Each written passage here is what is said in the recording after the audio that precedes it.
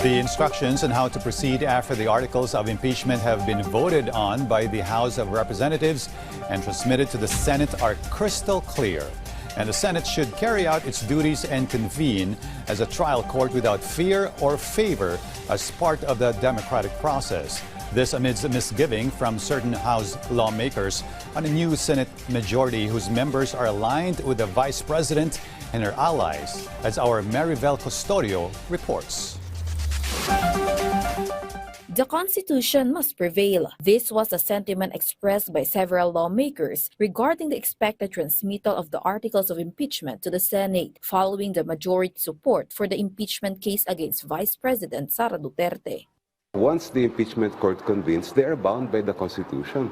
And the Constitution says conduct a trial. It does not give an option to the Senate to dismiss the case outright.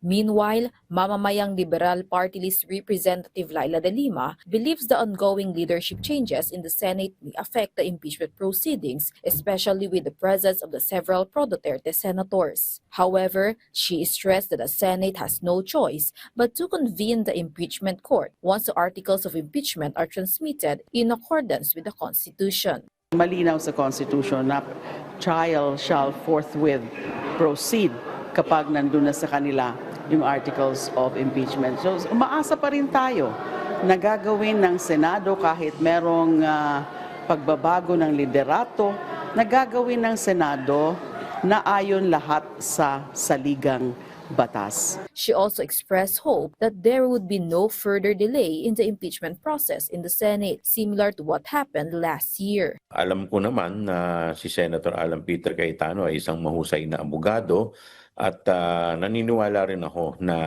gagalangin niya at susundin niya kung ano man ang nakalagay sa ating saligang batas. If there is any violation of the Constitution, a petition for mandamus may be filed before the Supreme Court. Based on the latest update, the articles of impeachment have yet to be transmitted to the Senate. This is due to the absence of newly designated Secretary General who will receive the transmittal following the leadership changes in the Senate.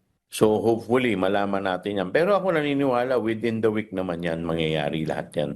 Meanwhile, Representative De Lima, who was also arrested in the Senate, commented on the International Criminal Court's arrest warrant against Senator Bato de la Rosa.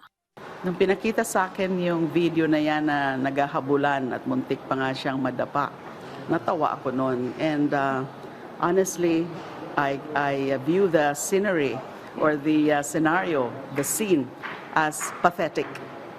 Pathetic yung itsura kasi nasaan na yung angas mo dati na challenge mo pa nga si former Senator Trillanes, yung kanyang mga make my day, and then kung gusto mo, ikaw ang mapumosas sa akin. And that's what Trillanes did.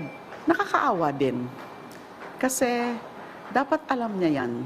And he took the risk of going there. The former senator further stressed that there is nothing in the Constitution or in existing laws that would allow the Senate to shield its members from the arrest. According to De Lima, parliamentary privilege from arrest only applies when the Senate is in session for offenses punishable by less than 6 years of imprisonment. Vel Custodio from the National TV Network for A New and Better Philippines.